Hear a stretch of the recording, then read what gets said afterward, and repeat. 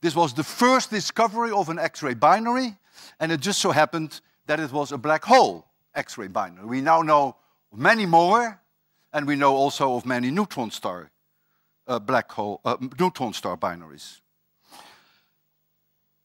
You cannot leave this audience and come home and tell your friends that you haven't seen a black hole. That would be ridiculous.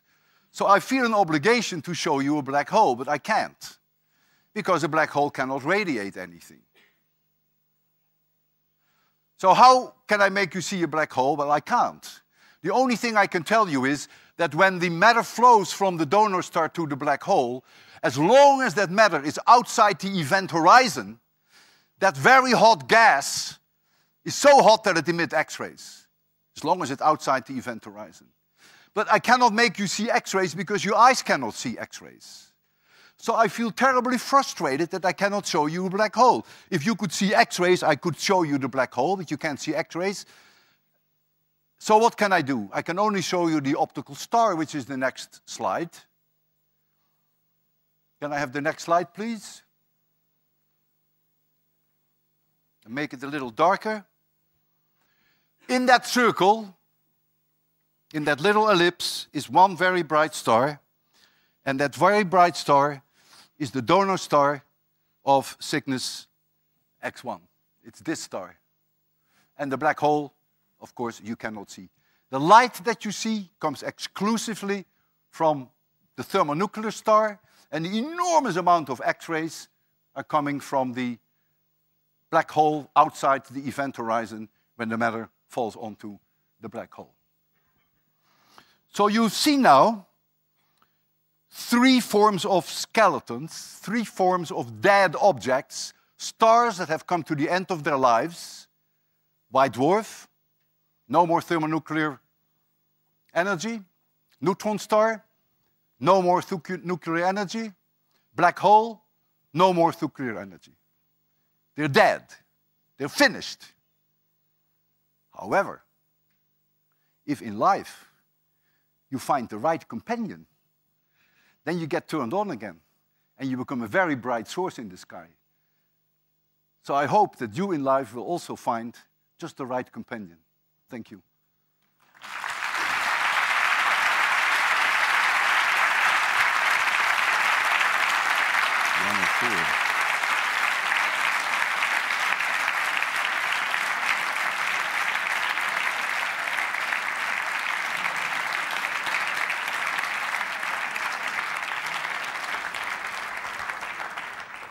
Vamos a abrir un breve turno de preguntas para el profesor Lewin. Si levantáis la mano, creo que hay unos altavoces, unos micrófonos preparados para... Ahí veo una mano.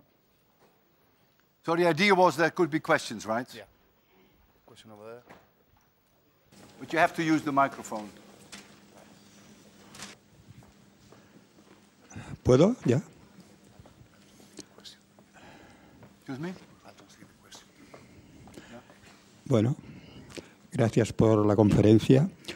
Quería preguntar a ver si puede haber una analogía en cuando se forma una estrella que colapsa la gravedad, los componentes de gas y polvo, si también el agujero negro que se considera que está en nuestra galaxia. Vale. We will translate. If you do it simultaneously, I can't hear it. No entendía nada, pero bueno. ¿Sigo? Si puede haber una analogía también con... Se dice que hay un agujero negro en nuestra galaxia. Si se ha constituido también por el colapso de todas las estrellas que circundan este agujero negro. Al colapsarse todas las estrellas forman el agujero negro que tenemos en nuestra galaxia. If I understand the question correctly, are you asking me how many black holes there are in our galaxy, or are you making reference to the 4 million solar mass black hole that we have at the center of our galaxy? Wasn't clear which one of the two you had in mind. At the center of our galaxy is a black hole of 4 million solar masses. And that has been formed by swallowing up stuff over a long period of time. I don't know whether that answers your question. My Spanish is not good enough. Bueno, Was ¿qué that the question? estuvo antes? ¿La galaxia se formó gracias al agujero negro o...?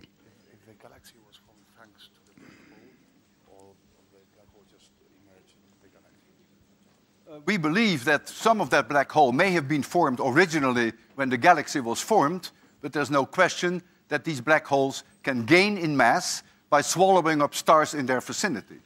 In fact, when these stars fall into the black hole, gravitational potential energy is again converted to kinetic energy, which gives rise to an enormous outburst in X-rays. During the infall of the star, those outbursts have been observed. That means that the black hole gained mass. It means that the event horizon would get larger. Our own galaxy has a black hole at its center of about 4 million solar masses.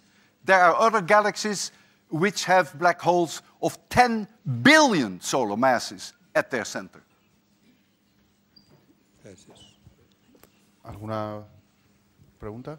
The ones I have discussed here now are much lower in mass. They are just 5, 10, 15, 20 solar mass black holes. That's why we refer to them as stellar mass black holes. So in these binary systems, in these X-ray binary systems, if there you see a black hole, it's a stellar mass black hole. In general, 10, 20, maybe 30 solar masses, but never a million. Professor, on the final slide, yo traduzco también en el dispositivo final, is there a significance to the ellipse that showed what we were looking at? ¿Hay significancia al elipso que vemos en el centro? I cannot understand the question. There's nothing wrong with your English. I want to state that. There's something really wrong with my ears. Yeah.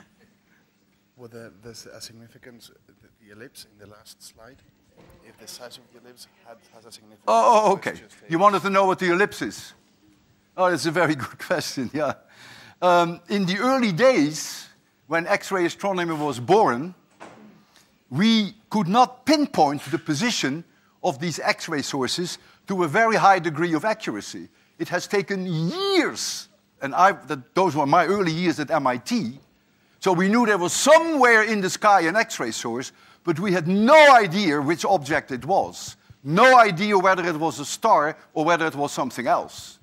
And as the X-ray instrumentation became more accurate, we were able to narrow down the area in which the X-ray source had to be. We give those a name, we call them error boxes. This gentleman here who got his PhD in Amsterdam with my friend, you must have had with error boxes. It's a nightmare if you have error boxes and you don't know which one it is. It was in that small error box that the optical companion of Cygnus X1 was found. In fact, the true story is that it was first discovered by radio people. They first noticed that there was something very silly with that star. That star was an unusual radio star. It was then that the optical people said, we go on it. And then they found the 5.6-day orbital period, and the rest, you know, they did the work with the absorption lines, and they found the black hole. So the circle has no astronomical value. The ellipse only shows our frustration of not knowing where we were looking. That's all it was. Thank you. Quería preguntar si entonces una estrella nunca muere del todo.